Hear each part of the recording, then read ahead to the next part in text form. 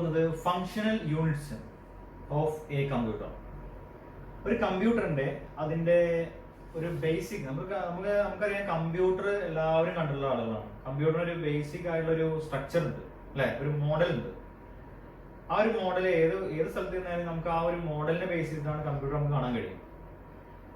അപ്പൊ ഇതിൽ നമ്മൾ ഡിസ്കസ് ചെയ്യാൻ പോകുന്നത് പല സൈസിലും ഷേപ്പിലും ഒക്കെ വ്യത്യാസമുള്ള കമ്പ്യൂട്ടർ ആണെങ്കിൽ പോലും അതിന്റെ ഒരു ബേസിക് മോഡൽ എന്ന് പറയുന്നത്, അല്ലെങ്കിൽ അതിന്റെ ഓർഗനൈസേഷൻ, അതിന്റെ കമ്പ്യൂട്ടർ ഓർഗനൈസേഷൻ എന്ന് പറയുന്നത് ഏകദേശം എല്ലാം സെയിം ആണ്. അപ്പൊ ഈ ഒരു മോഡല് നമുക്ക്, അല്ലെങ്കിൽ ഈ ഒരു മോഡലിന്റെ പ്രപ്പോസ് ചെയ്തിരിക്കുന്നത് ഒരു ഫേമസ് ആയിട്ടുള്ള ഒരു മാത്തമാറ്റീഷ്യൻ ആൻഡ് കമ്പ്യൂട്ടർ സയന്റിസ്റ്റ് ആയിട്ടുള്ള ഒരാളാണ്. അയാളുടെ പേരാണ് ജോൺ വോൺ ന്യൂമാൻ എന്ന് പറയുന്നത്. John von Neumann. പിന്നെ ഇതില് നമ്മൾ ഇപ്പൊ ഇനി പറയാൻ പോണത് കമ്പ്യൂട്ടറിലെ മെയിൻ ഫങ്ഷണൽ യൂണിറ്റ്സ് ഏതൊക്കെയാണെന്നുള്ളതാണ്. മെയിൻ ആയിട്ട് അതിൽ നടക്കുന്ന പ്രവർത്തനത്തെ ബേസ് ചെയ്തിട്ട് അതിലെ കുറച്ച് ഭാഗങ്ങളായിട്ട് മെയിൻ ഫങ്ഷൻ യൂണിറ്റ്സ്, അല്ലെങ്കിൽ കുറച്ച് ഫങ്ഷൻ യൂണിറ്റ്സുകളെ പരിചയപ്പെടുത്തുക. അതിൽ ഫസ്റ്റ് പറയുന്നത് ഇൻപുട്ട് യൂണിറ്റ് എന്ന് പറയുന്നതാണ്. ഇൻപുട്ട് യൂണിറ്റ് ഞാൻ നേരത്തെ പറഞ്ഞ പോലെ തന്നെ എല്ലാം പേര് പഠിക്കുമ്പോൾ തന്നെ ഏകദേശം നമുക്ക് മനസ്സിലാക്കാൻ സാധിക്കും. Input unit. Next one is CPU, central processing unit. CPU എന്നുള്ള വാക്ക് ഒരുപാട് നിങ്ങൾ കേട്ടിട്ടുണ്ടാവും, അല്ലെ? അതിന്റെ ഫുൾ ഫോം ചിലപ്പോൾ നിങ്ങൾക്ക് അറിഞ്ഞോണമെന്നില്ല. CPU എന്ന് പറഞ്ഞാൽ central processing unit. And next one is storage unit and output unit. These are the various function units of A computer. അങ്ങനെ പറയാം, ഇൻപുട്ട് യൂണിറ്റ്, പിന്നെ central processing unit, storage unit, പിന്നെ output unit. ഈ നാലെണ്ണം അല്ല, നമുക്ക് വൺ ബൈ വൺ ആയിട്ട് ഓരോ നോക്കാം.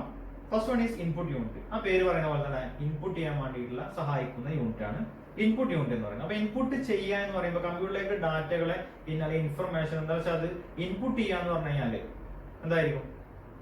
ഇൻപുട്ട് ചെയ്യാൻ വേണ്ടി സഹായിക്കുന്ന ഡിവൈസുകൾ ഉണ്ടാവും, അല്ലെ? Like keyboard, mouse, scanner, mic, digital camera ഒക്കെ നമുക്ക് ഒരു ഇൻപുട്ട് ഡിവൈസ് ആയിട്ട് വേണമെങ്കിൽ കണക്കാക്കാം. അപ്പൊ ഈ ഡാറ്റ എന്ന് പറയുമ്പോൾ അതിന് വേരിയസ് ടൈപ്സ് ഓഫ് ഡാറ്റകളുണ്ട്.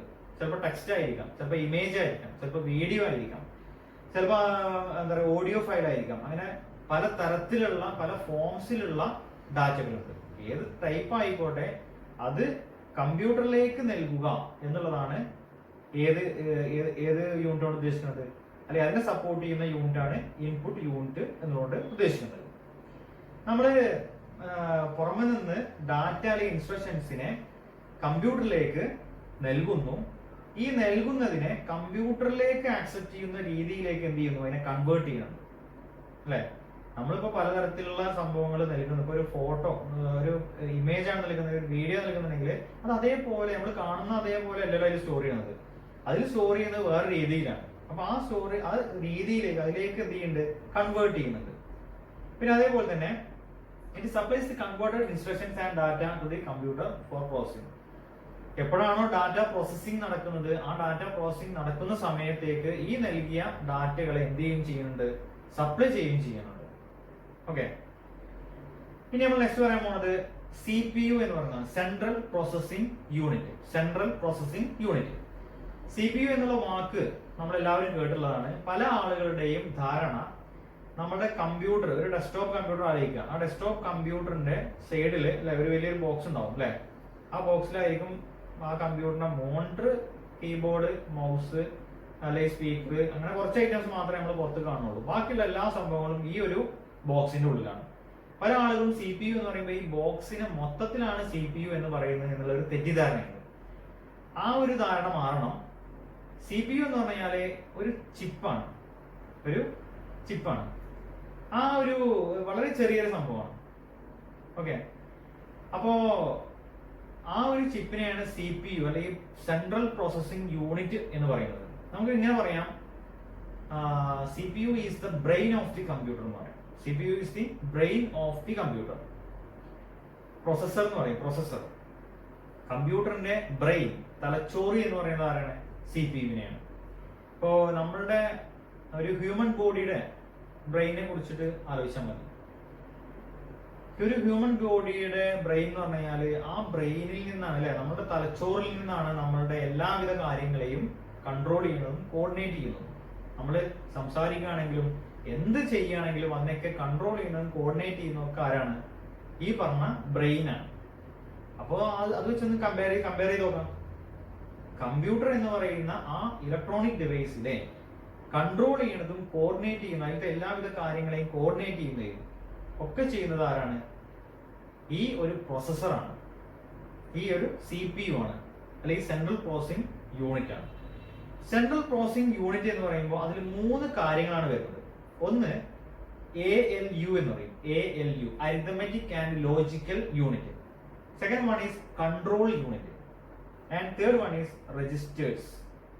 അപ്പൊ നമ്മൾ എന്താണ് ALU എന്ന് പറയുന്നത്? അപ്പൊ ഈ പറഞ്ഞ 3 ഭാഗങ്ങളും അല്ലെങ്കിൽ ഈ 3 കാര്യങ്ങളും ഏതിൽ വരുന്നതാണ്? CPU എന്ന് പറയുന്ന ആ ചിപ്പിൽ വരുന്നതാണ്. ALU എന്ന് പറഞ്ഞാൽ അരിത്തമെറ്റിക് ആൻഡ് ലോജിക്കൽ യൂണിറ്റ്. ആ പേരിലുണ്ട് അരിത്തമെറ്റിക് എന്ന് പറയുമ്പോൾ നിങ്ങൾ അങ്ങനെ ആലോചിക്കുക, അരിത്തമെറ്റിക് കാൽക്കുലേഷൻസ്. ലോജിക് എന്ന് പറയുമ്പോൾ ലോജിക്കൽ ഓപ്പറേഷൻസ്. ഈ ലോജിക്കൽ ഓപ്പറേഷൻസ് എന്ന് പറഞ്ഞാൽ ഉദ്ദേശിക്കുന്നത് കമ്പാരിസൺസ് എന്നുള്ളതാണ് കേട്ടോ. കമ്പാരിസൺസ്. ഫോർ എക്സാമ്പിൾ ആണെങ്കിൽ 2 സംഖ്യകൾ തന്നിട്ട് അതിൽ ഏതാണ് വലുത് എന്നുള്ളത് ചെക്ക് ചെയ്യാം, അല്ലെങ്കിൽ ഏതാണ് ചെറുത്, ഇത് തുല്യമാണോ തുല്യമല്ലേ, അങ്ങനത്തെ കാര്യങ്ങളൊക്കെ ചെക്ക് ചെയ്യാം. അത് കമ്പാരിസൺസ് എന്നാണ് ഉദ്ദേശിക്കുന്നത്. ഓക്കെ. പിന്നെ അരിത്തമെറ്റിക് കാൽക്കുലേഷൻസ് എന്ന് പറയുമ്പോൾ ഞാൻ നേരത്തെ പറഞ്ഞ പോലെ തന്നെ കാൽക്കുലേഷൻസ് എന്ന് പറയുമ്പോൾ അഡീഷൻ വരാം, സബ്ട്രാക്ഷൻ വരാം, മൾട്ടിപ്ലിക്കേഷൻ വരാം, പിന്നെ ഡിവിഷൻ വരാം. ഓക്കെ, ഇതൊക്കെ ബേസിക് ആയിട്ടുള്ള കാൽക്കുലേഷൻസ് ആണ്. ഇപ്പൊ തൽക്കാലം അത് പറയാം നമുക്ക്. ഇതൊക്കെ അരിത്തമെറ്റിക് കാൽക്കുലേഷൻസിൽ വരുന്നതാണ്. അപ്പോ ഏതെങ്കിലും തരത്തിലുള്ള ഡാറ്റ പ്രോസസ്സിംഗ് നടത്തണമെങ്കിൽ ഇപ്പൊ ഈ പ്രോസസ്സറാണല്ലോ ഡാറ്റ പ്രോസസ്സിംഗ് നടത്തുന്നത്. നമ്മൾ ഇൻപുട്ട് യൂണിറ്റിലൂടെ ഇൻപുട്ട് കൊടുത്തു കഴിഞ്ഞാൽ അത് സ്റ്റോറേജ് യൂണിറ്റായ മെമ്മറിയിൽ അത് സ്റ്റോർ ചെയ്യുന്നുണ്ട്. പിന്നെ ഇതിൽ എന്തെങ്കിലും പ്രോസസ്സിംഗ് നടത്തണം എന്നുണ്ടെങ്കിൽ അത് എവിടേക്ക് വരണം? പ്രോസസ്സറിലേക്ക് വരണം. ഈ ഡാറ്റ സ്റ്റോറേജ് യൂണിറ്റിൽ നിന്ന് അല്ലെങ്കിൽ മെമ്മറിയിൽ നിന്ന് പ്രോസസ്സറിലേക്ക് വരണം. എന്നാലേ ഉള്ളൂ ഡാറ്റ പ്രോസസ്സിംഗ് നടത്താൻ സാധിക്കുള്ളൂ. അപ്പോൾ ആ വന്ന ഡാറ്റയെ പ്രോസസ് ചെയ്യുന്നുണ്ടെങ്കിൽ അത്തരം പ്രോസസ് ചെയ്യാൻ വേണ്ടിയിട്ടുള്ള അല്ലെങ്കിൽ കാൽക്കുലേഷൻസ്, ലോജിക്കൽ ഡിസിഷൻ മേക്കിംഗ്, അതിനൊക്കെ വേണ്ടിയിട്ട് സഹായിക്കുന്ന പാർട്ടാണ് ALU arithmetic and logical unit എന്ന് പറയുന്നത്. അങ്ങനെ ലഭിക്കുന്ന നമുക്ക് എന്താ പറയാ, അങ്ങനെ കാൽക്കുലേഷൻസിലൂടെ ലഭിക്കുന്ന ആൻസർ ഉണ്ടാവുക, റിസൾട്ട്സുകൾ, അത് തിരിച്ച് മെമ്മറിയിലേക്ക് എന്ത് ചെയ്യുന്നുണ്ട്? സ്റ്റോർ ചെയ്യുന്നുണ്ട്. ഇനി താൽക്കാലികമായിട്ട് സ്റ്റോർ ചെയ്യാൻ വേണ്ടിയിട്ട് അതിൽ ഒരു മെമ്മറി പാർട്ടും ഉണ്ട്, എന്താണെന്ന് പറയാം.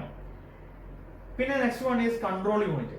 കൺട്രോൾ യൂണിറ്റ് നമ്മൾ കമ്പ്യൂട്ടറിൽ ഒരുപാട് ഡിവൈസുകൾ ഉണ്ട് അല്ലെങ്കിൽ ഒരുപാട് കമ്പോണൻസുകൾ ഉണ്ട് എന്ന് പറഞ്ഞിട്ട് കാര്യമില്ല. അതെല്ലാം പ്രവർത്തിക്കണമെങ്കിൽ കറക്റ്റ് ഇൻസ്ട്രക്ഷൻസ് നൽകേണ്ടതുണ്ട്, സിഗ്നൽസ് നൽകേണ്ടതുണ്ട്. Starting signals, stopping signals. അപ്പൊ നമ്മുടെ ഹ്യൂമൻ ബോഡിയിലത്തെ നെർവ്സ് ആലോചിക്കുക, നെർവ് സിസ്റ്റം ആലോചിക്കുക, നാഡീവ്യൂഹം എന്ന് പറയില്ലേ. നമ്മള് ബ്രെയിനിൽ നിന്നുള്ള ഓരോ നിർദ്ദേശങ്ങളും നമ്മുടെ ഹ്യൂമൻ ബോഡിയിൽ പല സ്ഥലങ്ങളിലേക്കും ചെല്ലുന്നുണ്ട്. അത് നമ്മുടെ ഞരമ്പുകളിലൂടെ ഇൻസ്ട്രക്ഷൻസ് അല്ലെങ്കിൽ ആ ഒരു സിഗ്നൽസുകൾ നമുക്ക് ലഭിച്ചുകൊണ്ടേയിരിക്കുന്നുണ്ട്. ഞാനിപ്പോ കൈ ഉയർത്തുകയാണെങ്കിൽ അതിന് ആ ഉയർത്തുന്നതിനും അടക്കം എന്തുണ്ട്? സിഗ്നൽസ് ലഭിക്കുന്നുണ്ട്. എന്ന് പറഞ്ഞ പോലെ തന്നെ കമ്പ്യൂട്ടറിൽ എന്ത് ആക്ടിവിറ്റി നടക്കുകയാണെങ്കിലും എന്ത് ഓപ്പറേഷൻസ് നടത്തണമെങ്കിലും അതിന് കറക്റ്റ് ആയിട്ടുള്ള സിഗ്നൽസുകൾ എവിടെ നിന്ന് വരണം? കൺട്രോൾ യൂണിറ്റിൽ നിന്ന് ലഭിക്കണം. അപ്പൊ കൺട്രോൾ യൂണിറ്റിന്റെ പ്രവർത്തനം എന്താണെന്ന് ചോദിച്ചു കഴിഞ്ഞാല് ഇത്രയേ ഉള്ളൂ. It is the central nervous system that manages and coordinates all other activities in the computer. കമ്പ്യൂട്ടറിലെ എല്ലാ ആക്ടിവിറ്റീസിനെയും കൺട്രോൾ ചെയ്യാം അല്ലെങ്കിൽ കോർഡിനേറ്റ് ചെയ്യാം, മാനേജ് ചെയ്യാമെന്നാണ് പറയാം. ഓക്കെ, അത് ചെയ്യുന്നത് ആരാണ്? കൺട്രോൾ യൂണിറ്റ് ആണ്. പിന്നെ next one is registers. Registers എന്ന് പറഞ്ഞാൽ വളരെ സിമ്പിൾ ആണ്. എത്ര ഉള്ളൂ? ചെറിയ സ്റ്റോറേജ് ലൊക്കേഷൻസ്, പ്രോസസ്സറിലെ ചെറിയ സ്റ്റോറേജ് ലൊക്കേഷൻ ആണ്. അത് എന്തിനു വേണ്ടി എന്നുള്ളത് പിന്നീട് നമുക്ക് പറയാം. വേണമെങ്കിൽ സിമ്പിൾ ആയിട്ട് ഇങ്ങനെ പറയാം, ഡാറ്റ പ്രോസസിംഗ് സ്പീഡപ്പ് ചെയ്യാൻ വേണ്ടിയിട്ട്. അപ്പോ ഇൻപുട്ട് യൂണിറ്റിലൂടെ നൽകുന്ന ഡാറ്റ മെമ്മറിയിൽ സ്റ്റോർ ചെയ്യുന്നു. ഡാറ്റ പ്രോസസിംഗ് ആവശ്യം നടക്കണമെന്നുണ്ടെങ്കിൽ മെമ്മറിയിൽ നിന്ന് ഡാറ്റ പ്രോസസ്സറിലേക്ക് വരണം. ആ പ്രോസസ്സറിലേക്ക് വരുന്ന അല്ലെങ്കിൽ ആ ഒരു ഡാറ്റ പ്രോസസിംഗ് എന്ന് പറഞ്ഞുണ്ടല്ലോ, പ്രോസസ്സറിൽ നടക്കുന്ന ഡാറ്റ പ്രോസസിംഗ്, അത് കുറച്ചും കൂടി സുഗമമാക്കാൻ വേണ്ടിയിട്ട്, സ്പീഡപ്പ് ചെയ്യാൻ വേണ്ടിയിട്ട് ഉള്ള ചെറിയ മെമ്മറി ലൊക്കേഷൻസിനെയാണ് രജിസ്റ്റേഴ്സ് എന്ന് പറയുന്നത്. ഇത് കൂടുതലായിട്ട് ഡീറ്റെയിൽ ആയിട്ട് അടുത്ത ചാപ്റ്ററിലാണ് വരുന്നത്. രജിസ്റ്റേഴ്സ് ഏതൊക്കെയാന്നുള്ളതും അതിന്റെ ഓരോന്നിനെയും പർപ്പസ് എന്താണെന്നുള്ളതും അതപ്പോൾ നമുക്ക് നോക്കാം. ഇനി നമുക്ക് സ്റ്റോറേജ് യൂണിറ്റ് എന്താണെന്ന് പറയാം. അപ്പൊ നമ്മൾ ഫസ്റ്റ് പറഞ്ഞത് ഇൻപുട്ട് യൂണിറ്റ് പറഞ്ഞു, പിന്നെ സെൻട്രൽ പ്രോസസിംഗ് യൂണിറ്റ് പറഞ്ഞു. ഓക്കെ, ഇനി നമ്മൾ പറയാൻ പോകുന്നത് സ്റ്റോറേജ് യൂണിറ്റ് എന്താണെന്നുള്ളതാണ്. ആ പേരിലാണ് സ്റ്റോറേജ്, സ്റ്റോർ ചെയ്യുക അല്ലെ. നമുക്ക് എല്ലാവർക്കും അറിയുന്നതാണ് സ്റ്റോർ ചെയ്യാന്ന് പറയുമ്പോൾ എവിടേക്കാണ് സ്റ്റോർ ചെയ്യുക? മെമ്മറിയിലേക്ക്, കമ്പ്യൂട്ടറിന്റെ മെമ്മറിയിലേക്ക്. ഇപ്പൊ നമ്മള് മൊബൈലിന്റെ കാര്യം എടുക്കുകയാണെങ്കിൽ മൊബൈലിൽ എന്തെങ്കിലും സ്റ്റോർ ചെയ്യാൻ നമ്മുടെ മൊബൈലിന്റെ മെമ്മറിയിലേക്കാണ് സ്റ്റോർ ചെയ്യാന്നർത്ഥം. ഇവിടെ സ്റ്റോറേജ് യൂണിറ്റില് ആക്ച്വലി അതിന്റെ ഒരു സ്പെസിഫിക് ഫങ്ഷൻസ് എന്തൊക്കെയാന്ന് പറയുമ്പോൾ, മെമ്മറിയുടെ സ്പെസിഫിക് ഫങ്ഷൻസ് എന്തൊക്കെയാന്ന് പറയുമ്പോൾ ഇങ്ങനെ പറയാം നമുക്ക് എന്തെല്ലാമാണ് ഇതിൽ സ്റ്റോർ ചെയ്യുന്നത് എന്നുള്ളത്. Okay, data and instructions required for പ്രോസസ്സിംഗിന് ആവശ്യമായിട്ടുള്ള ഡാറ്റ അല്ലെങ്കിൽ ഇൻസ്ട്രക്ഷൻസുകൾ. പ്രോസസ്സിംഗിന് ആവശ്യമായുള്ള ഡാറ്റ അല്ലെങ്കിൽ ഇൻസ്ട്രക്ഷൻസുകൾ. രണ്ടാമതായിട്ട് നമുക്ക് പറയാം intermediate results for ongoing processing. ഏതെങ്കിലും തരത്തിലുള്ള ഡാറ്റ പ്രോസസ്സിംഗ് നടന്നിട്ടുണ്ടെങ്കിൽ അതിന്റെ ഇടയിൽ ലഭിക്കുന്ന കംപ്ലീറ്റഡ് ആയിട്ടുള്ള റിസൾട്ട് അല്ല പറയുന്നത്, ഇന്റർമീഡിയറ്റ് റിസൾട്ട്സുകൾ ഉണ്ടെങ്കിൽ അതിനെ സ്റ്റോർ ചെയ്യാൻ. അപ്പൊ ഒന്ന് പറയുന്നത് ഡാറ്റ പ്രോസസ്സിംഗിന് ആവശ്യമായിട്ടുള്ള ഡാറ്റകളെയും ഇൻസ്ട്രക്ഷൻസിനെയും സ്റ്റോർ ചെയ്യാന്. രണ്ടാമതായിട്ട് പറയുന്നത് ഡാറ്റ പ്രോസസ്സിംഗിന്റെ ഇടയിലായിട്ട് ഏതെങ്കിലും തരത്തിലുള്ള റിസൾട്ട്സുകൾ ഉണ്ടെങ്കിൽ അതിനെ സ്റ്റോർ ചെയ്യാന്. ഇനി മൂന്നാമത് പറയുന്നത് ഫൈനൽ റിസൾട്ട്സ് ഓഫ്, എന്താ പറയുക, ഫൈനൽ റിസൾട്ട്സ് ആണ് അല്ലെ. എന്ന് പറയുമ്പോൾ ഡാറ്റ പ്രോസസ്സിംഗ് മൊത്തം കഴിഞ്ഞു, അതിന്റെ ശേഷമുള്ള ഫൈനൽ റിസൾട്ട്സ് ഓഫ് പ്രോസസ്സിംഗ്. ആ പ്രോസസ്സിംഗിന് കംപ്ലീറ്റ് ആയിട്ട് നടന്നതിന്റെ ശേഷമുള്ള ഫൈനൽ റിസൾട്ട്സ്, ഇതും സ്റ്റോർ ചെയ്യുന്നത് എവിടെയാണ്? മെമ്മറിയിലാണ് സ്റ്റോർ ചെയ്യുന്നത്. ഓക്കെ, അപ്പൊ മെമ്മറി എന്താണെന്നുള്ളതും മെമ്മറിയുടെ സ്പെസിഫിക് പർപ്പസ് എന്താണെന്നുള്ളതും നമ്മളിവിടെ ഡിസ്കസ് ചെയ്ത് കഴിഞ്ഞു. ഇനി നമ്മൾ പറയുന്നത് memory mainly classified into 2 types. നിങ്ങൾക്ക് അറിയുന്ന കാര്യം തന്നെ ആയിരിക്കും, 10ാം ക്ലാസ്സിലോ പഠിച്ചുള്ള കാര്യം തന്നെ ആയിരിക്കും. മെമ്മറി മെയിൻലി, അതായത് മൊബൈലിന്റെ ആയിക്കോട്ടെ കമ്പ്യൂട്ടറിന്റെ ആയിക്കോട്ടെ ഏതായിക്കോട്ടെ, memory mainly classified into 2 types: primary memory and secondary memory. അതൊക്കെയാണ് primary memory and secondary memory. വളരെ ഇമ്പോർട്ടന്റ് ആണ്, നന്നായി പഠിക്കുക ഇത്. Memory mainly classified into 2 types: primary memory and secondary memory. Primary memory, നിങ്ങൾ റാം റോം എന്നുള്ള വാക്കുകൾ ഇപ്പോൾ കേട്ടിട്ടുണ്ടാവും. റാം റോം എന്ന് പറഞ്ഞാൽ റാൻഡം ആക്സസ് മെമ്മറി, റോം എന്ന് പറഞ്ഞാൽ റീഡ് ഓൺലി മെമ്മറി. റാം എന്ന് പറഞ്ഞാൽ റാൻഡം ആക്സസ് മെമ്മറി, റോം എന്ന് പറഞ്ഞാൽ റീഡ് ഓൺലി മെമ്മറി. അതില് ഈ റാം എന്ന് പറഞ്ഞ വാക്ക് കേൾക്കാത്ത ആളുകൾ ഉണ്ടാവില്ല. നമ്മളൊരു മൊബൈൽ വാങ്ങാൻ പോയി കഴിഞ്ഞാൽ നമ്മൾ അതിന്റെ ഒരു സ്പെക്ക് നോക്കുമ്പോൾ അതിലുണ്ടാകും 2 GB റാം അല്ലെങ്കിൽ 4 GB റാം അല്ലെ, അല്ലെങ്കിൽ 8 GB റാം ഒക്കെ ഉള്ള മൊബൈലാണെന്ന് പറയും അല്ലെ. അപ്പോ ആ ഒരു റാം എന്ന് പറയുന്ന വാക്ക് കേൾക്കാത്ത ആയിട്ട് ആരും ഉണ്ടാവും തോന്നുന്നില്ല. ഓക്കെ, ഈ ഇപ്പൊ നമ്മൾ പറഞ്ഞു പ്രൈമറി മെമ്മറി രണ്ടായിട്ട് പറഞ്ഞു, റാമും ഉണ്ട് റോമും ഉണ്ട് എന്ന് പറഞ്ഞു. ഓക്കെ, ഈ റാമില് it holds instructions and data and intermediate results. അതിൽ എന്തൊക്കെ സ്റ്റോർ ചെയ്യാന്നുള്ള പറയണത്. അല്ലെങ്കിൽ റാം എന്തിനു വേണ്ടി ഉപയോഗിക്കുന്നു എന്നുള്ളത്. റാമിൽ എന്തൊക്കെ സ്റ്റോർ ചെയ്യാം? ഡാറ്റ സ്റ്റോർ ചെയ്യും, ഇൻസ്ട്രക്ഷൻസ് നിർദ്ദേശങ്ങൾ. ഡാറ്റ മാത്രം ഉണ്ടായിട്ട് കാര്യമില്ല, ആ ഡാറ്റ എന്ത് ചെയ്യണം എന്നുള്ള നിർദ്ദേശങ്ങൾ വേണം, ഇൻസ്ട്രക്ഷൻസുകൾ. പിന്നെ ഇന്റർമീഡിയറ്റ് റിസൾട്ട്സുകൾ. നമ്മൾ നേരത്തെ പറഞ്ഞ പോലെ ഡാറ്റ പ്രോസസ്സിംഗ് നടക്കുമ്പോൾ ചില കംപ്ലീറ്റ് ആയിട്ടുള്ള റിസൾട്ട് അല്ലാതെ ഇന്റർമീഡിയറ്റ് റിസൾട്ട്സുകൾ വരുന്നുണ്ടാവും. അത്തരം ഇന്റർമീഡിയറ്റ് റിസൾട്ട്സിനൊക്കെ സ്റ്റോർ ചെയ്യാൻ റാം സഹായിക്കുന്നുണ്ട് എന്നർത്ഥം. പിന്നെ റോം എന്താന്നുള്ളത് വെച്ചാല് it contains instructions for the startup procedure of the computer. ഒരു കമ്പ്യൂട്ടർ ഓൺ ചെയ്യുന്ന സമയത്ത് അതിന്റെ പല സംഭവങ്ങളെ അതുമായി റിലേറ്റ് ചെയ്തിട്ടുള്ള പല ഡിവൈസുകൾ ഉണ്ടാകും. ആ ഡിവൈസ് കറക്റ്റ് എല്ലാം ചെക്ക് ചെയ്യണം. പിന്നെ അതേപോലെ തന്നെ വിൻഡോസ്, അതിന്റെ ഓപ്പറേറ്റിംഗ് സിസ്റ്റം സോഫ്റ്റ്വെയർ ലോഡായി വരണം. അപ്പൊ അതിനൊക്കെ വേണ്ടിയിട്ടുള്ള സ്റ്റാർട്ടപ്പ് പ്രൊസീജിയർ അല്ലെങ്കിൽ സ്റ്റാർട്ടപ്പ് മറ്റേ പ്രോഗ്രാംസുകൾ അതെല്ലാം സ്റ്റോർ ചെയ്ത് വെച്ചിട്ടുള്ളത് എവിടെയാണ്? റോമിലാണ് സ്റ്റോർ ചെയ്ത് വെച്ചിട്ടുള്ളത്. അപ്പൊ റാം എന്തിനാന്നുള്ളത് പറഞ്ഞു, റോം എന്തിനാന്ന് പറഞ്ഞു. ഓക്കെ, ഇനി പറയാൻ പോണത് നമ്മൾ നേരത്തെ പറഞ്ഞ സെക്കൻഡറി മെമ്മറി തന്നു അല്ലെ. Primary memory and secondary memory തന്നു. സെക്കൻഡറി മെമ്മറി എന്ന് പറയുമ്പോൾ അതിന് വേറൊരു പേര് പറയും, ഓക്സിലറി മെമ്മറി പറയും. ഓക്സിലറി മെമ്മറി പെർമനന്റ് ആയിട്ട് ഡാറ്റ സ്റ്റോർ ചെയ്യാൻ വേണ്ടി. ഇപ്പൊ ഈ റാം ആണെങ്കിൽ അതിലെ ഡാറ്റ നമ്മൾ കമ്പ്യൂട്ടർ ഓഫ് ആക്കി കഴിഞ്ഞാൽ അതിന്റെ ഡാറ്റ പോകും.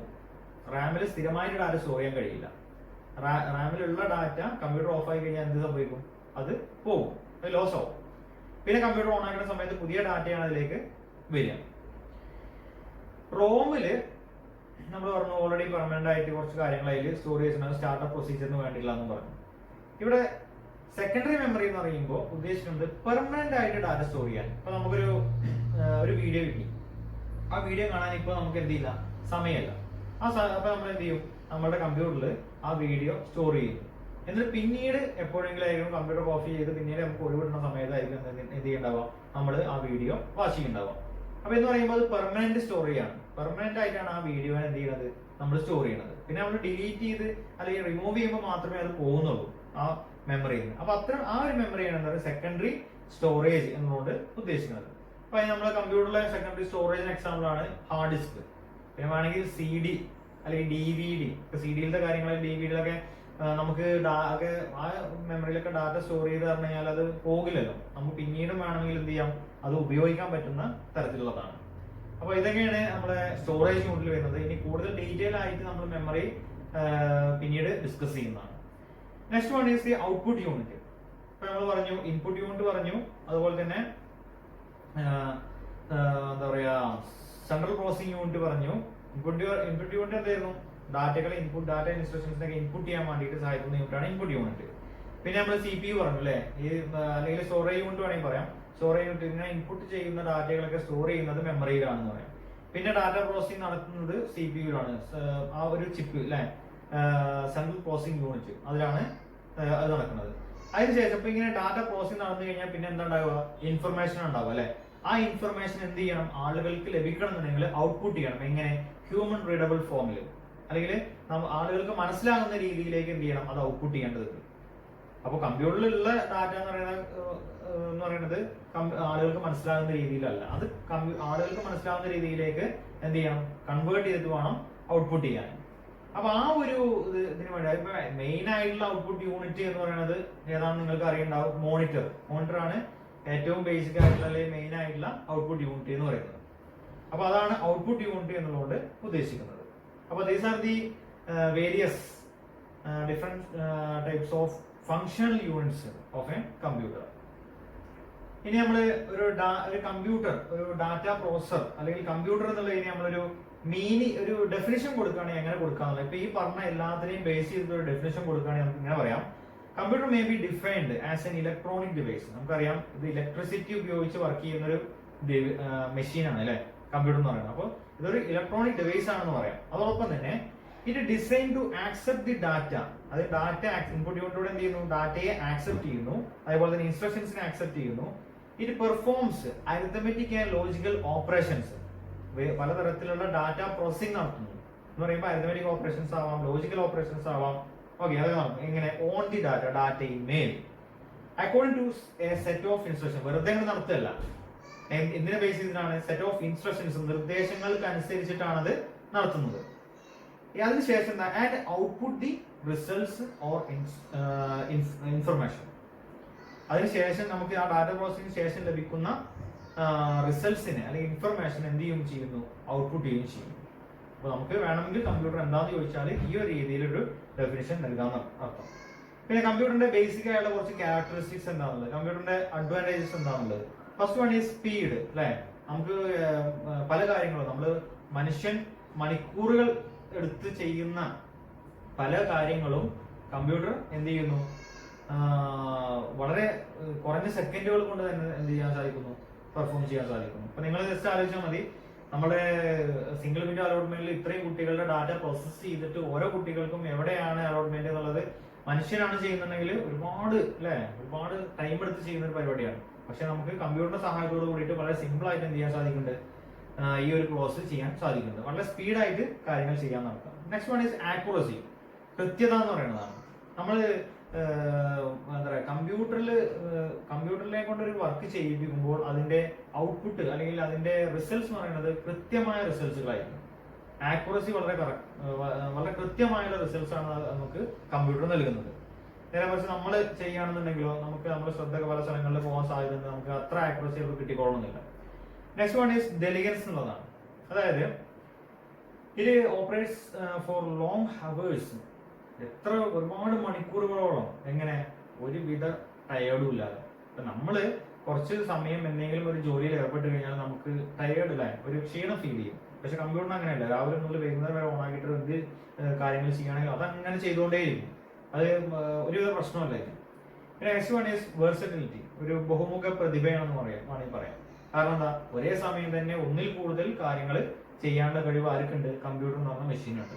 ഫോർ എക്സാമ്പിൾ പറയുകയാണെങ്കിൽ ഒരു വീഡിയോ എഡിറ്റ് ചെയ്യുന്ന സമയത്ത് തന്നെ നമുക്ക് വേണമെങ്കിൽ മറ്റേ ഇന്റർനെറ്റിൽ ബ്രൗസ് ചെയ്യാം അല്ലെ. പിന്നെ അതോടൊപ്പം തന്നെ വേണമെങ്കിൽ ഒരു മ്യൂസിക് ഫയൽ ഓൺ ആക്കി ഇടാം.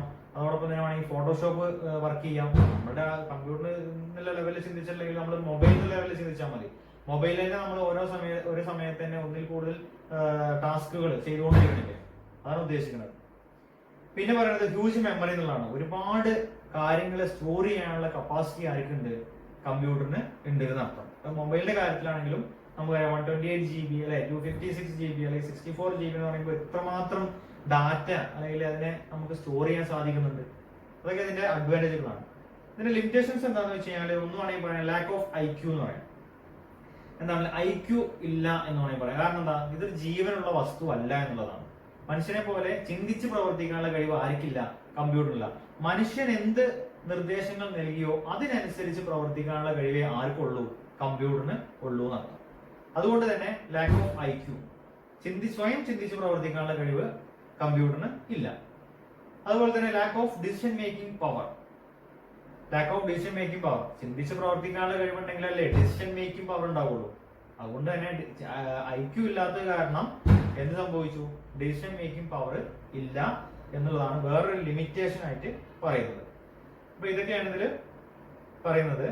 ഇതിൽ കുറച്ച് ക്വസ്റ്റ്യൻസ് നമ്മൾ പറയേണ്ടത് ഡിസ്കസ് ചെയ്യാം. Who propose the model of modern computer? നമ്മൾ ഇപ്പൊ കണ്ടുകൊണ്ടിരിക്കുന്ന കമ്പ്യൂട്ടറിന്റെ ആ ഒരു മോഡൽ പ്രപ്പോസ് ചെയ്ത ആരാണെന്നുള്ളതാണ് ജോൺ വോൺ ന്യൂമാൻ. പിന്നെ നെയിം ദി കമ്പോണൻസ് ഓഫ് CPU-ന്റെ കമ്പോണൻസുകൾ ഏതൊക്കെയാന്നുള്ളത് നമ്മൾ പറഞ്ഞു. 3 പാർട്ടുകൾ പറഞ്ഞു അല്ലെ. Arithmetic and logical unit ALU, control unit CU എന്ന് പറയും, കൺട്രോൾ യൂണിറ്റ്, പിന്നെ registers. Which of the functional units of the computer is not directly involved in data processing?